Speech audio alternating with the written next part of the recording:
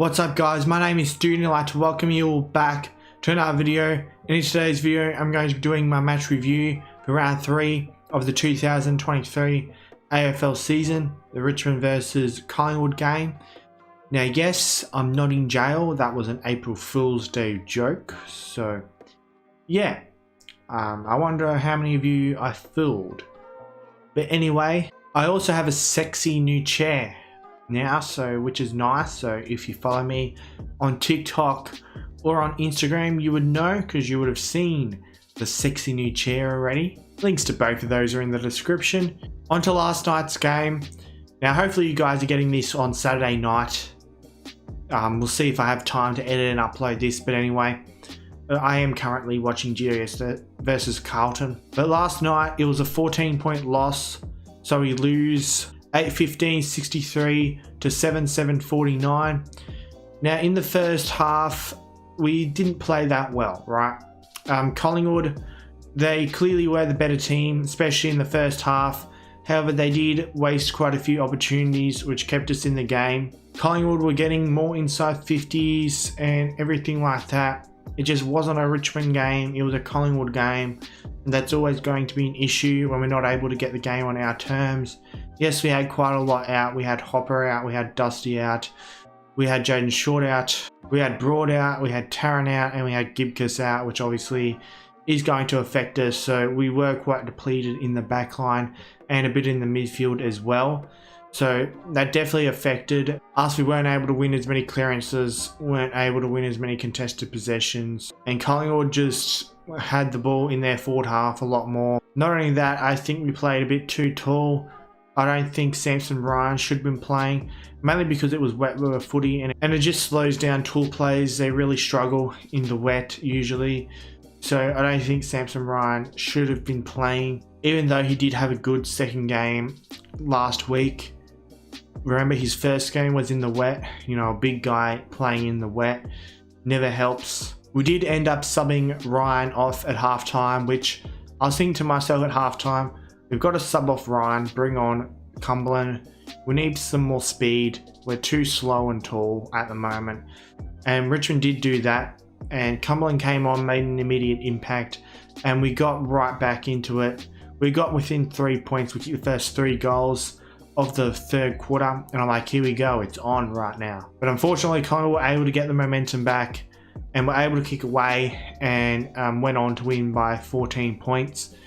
Really, it probably could have been more. Could have easily been 6+ goals had of Collingwood kicked straighter in the first half.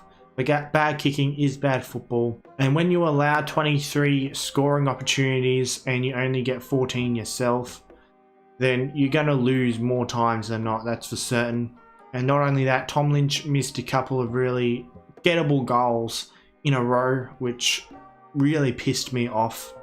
Lynch tends to do that every now and then. If he misses one, he's going to miss another.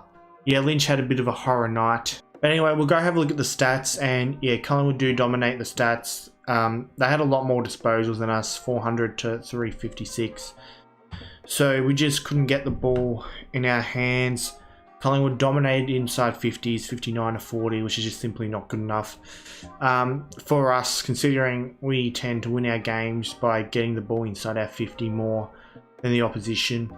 We did have better disposal efficiency, but that was mainly like in the first quarter. We were a lot more efficient than Collingwood were. We won the hit-outs, but I believe Cameron got injured late in the third quarter, so that would have helped Nankervis for sure. I did stop watching late in the third quarter. It was a work night. I'm also sick, so yeah, I didn't want to keep watching. We did manage to win the clearances, however, but Collingwood did win centre clearances. Contested possessions, yeah, we're minus 22 in that. That's not good. You don't want to lose contested possessions by more than 20. You're going to lose most of the time. And they even beat us in contested possessions by 22 as well, which is no good. We had 10 more turnovers than the Pies. We did take more marks, but you know, it doesn't really matter because Collingwood's game isn't really taking marks. They're more of a surge, fast-paced kind of team, so they wouldn't give a shit about us winning the marks. Tackles were even for the game. Collingwood also had way more 1%ers, which is another reason why Collingwood have really improved the last couple of years with their tap-ons to their teammates' advantages and all that. That's not much of a surprise. They got 22 more 1%ers than we did. And yeah, so basically it was a Collingwood game of football. We had some players out. We did have a small patch where, you know, early in the third quarter where I thought we could win.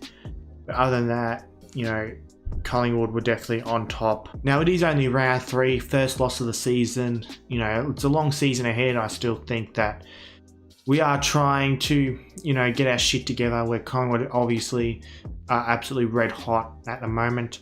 But I'd rather be red hot when it comes round 23 than in round 3.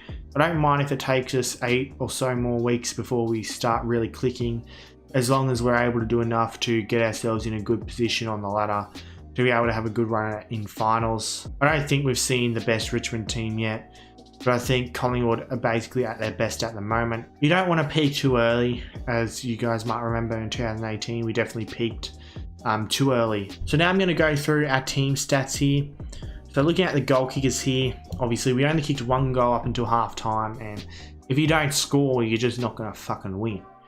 So Jack Greer kicked 2, and then singles to Jack Ross, Ryan Mansell, Tom Lynch, Judson Clark, and Shea Bolton. Now looking at who the highest disposal getters were for us, Liam Baker got 32, Tim Taranto 29, Danny Rioli 25, Jack Ross and Trent Cotton with 23, Shea Bolton 22, Nick Vlosten, Dion Prestia, and Toby Nankervis with 20 each. So now I'm going to do my Stoody middle votes. For those of you who don't know what that is, basically I do 3 2 and 1 votes, 3 for the best player, 1 for the third best player. It's kind of like the Brownlow medal. And then I'm going to tally them all up, and at the end of the year, whatever Richmond player has the most votes will win the Stoody medal. And they're the player who I think was the best player for the year, I guess you could say. Now I do have a clear 3 votes, but the 1 and 2 votes are a bit tough for me. There's like 3 players in contention for those votes. I just don't know who exactly to give it to. I guess I'll give 1 vote to Jack Ross, only just bettering Daniel Rioli. So Jack Ross was really good. He got 23 disposals, took 8 marks and got 3 clearances, so he only just gets in for me. I don't know why he hasn't been in the team, he's in and out of the team, but I think he's definitely going to cement his spot now after a performance like that. 2 votes I'm going to be giving to Tim Taranto. Tim Taranto got 29 disposals, took 5 marks, got 6 tackles, and got 9 clearances. So obviously 9 clearances is very valuable for us. The problem with Taranto is his disposal efficiency is often pretty poor, but he gets a lot of the ball and gets clearances, which is important. Plus he laid quite a few tackles, so I'll give him the 2 votes for this one, and the 3 votes for me, clear best on ground, was Liam Baker with his 32 disposals, 6 marks, and 4 tackles. He was just everywhere, played really well. He was our clear best on ground. Now last week, I forgot to do my spud of the week. I did put on the screen Maurice Rioli Jr. as the spud of the week for round 2. This week was a little bit tougher of a decision. I thought about it. It's probably out of Samson Ryan and Tom Lynch. I feel like it's not really fair to say Samson Ryan considering he was subbed out at half time. So I'm going to say Tom Lynch, even though he did end up kicking a goal, but he just couldn't get his hands on the ball in the first half especially, and he missed 2 critical shots on goal that he should have kicked, which was frustrating. So I love Tom Lynch, I know he'll bounce back, but just for this week, I think he's the spud of the week. He was the one who frustrated me the most last night. But anyway, 1-1-1, it's not the end of the world, still 20 more games to go in the season. Hopefully we get Hopper and Dusty back next week.